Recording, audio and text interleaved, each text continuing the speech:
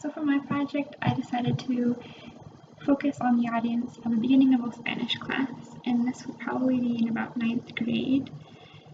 And I chose this group because I'm a Spanish teaching major looking towards secondary ed. And so in my observations so far, I've noticed that there are quite a few English language learners in the Spanish classes, and even if Spanish is the language they speak at home. And so for this assignment, I imagine there'd be about 5 or 6 English language learners.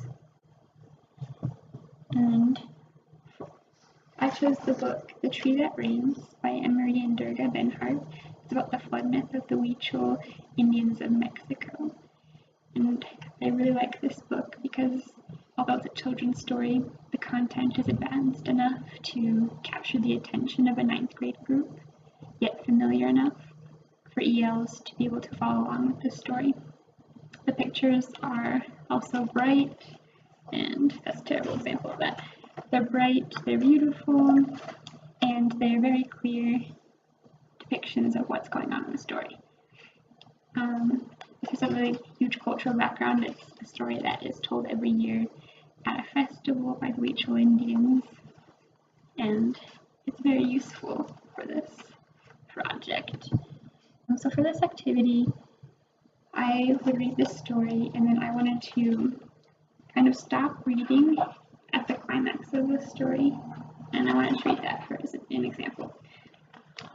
So it's about a man who's working in his fields, and then one day a woman stops him as he's working, and it says, "The stranger stood her ground. Don't you know who I am? I am Nakaway, great-grandmother Earth, she who makes things grow. I have come to tell you that you have been wasting your time. The people have forgotten the gods, and a great flood is coming. In 5 days it will begin to rain, and it will not stop raining until your fields wash away and the water covers the earth." Watakame fell to his knees. "Great-grandmother, what should I do?" Nakaway smiled and patted Watakame's dog. "Do as I say, and I will help you. Tomorrow cut down your fig tree, hollow out the trunk, and make a boat. Then gather 5 grains of corn of each color, 5 beans of each color, 5 squash seeds from your gourds, 5 fig seeds from your tree, 5 coals from your fire, and 5 squash stems to feed the coals. And bring this dog too." So I would stop there, and I would ask the students to make a prediction about what would happen at the end, how he would react, what would they do in his position. And I would ask them to first work as individuals and silently to write down their prediction, and then work with a partner to share what they thought of.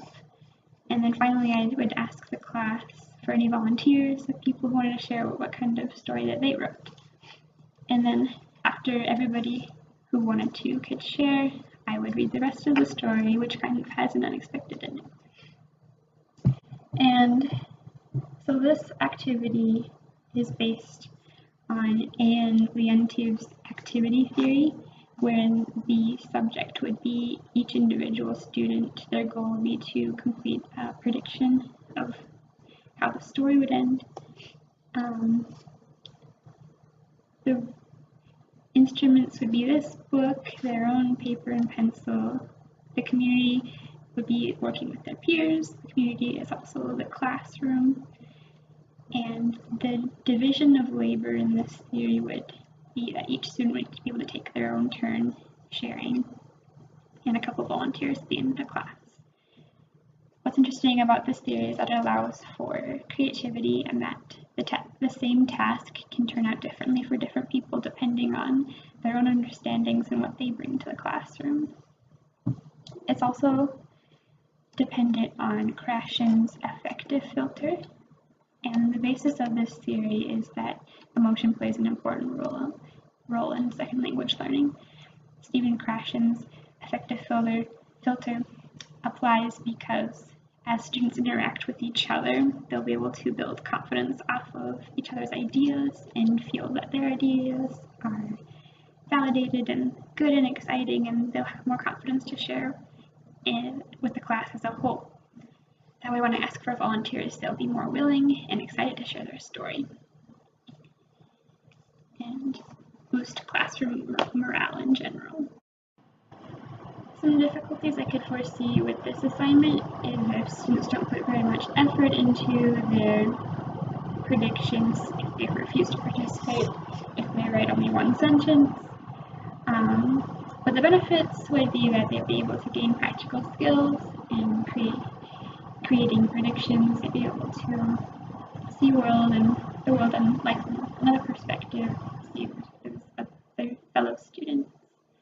It would build their own confidence in their own writing and thinking process and classroom unity as they get to share and laugh together at the ideas of the people around them.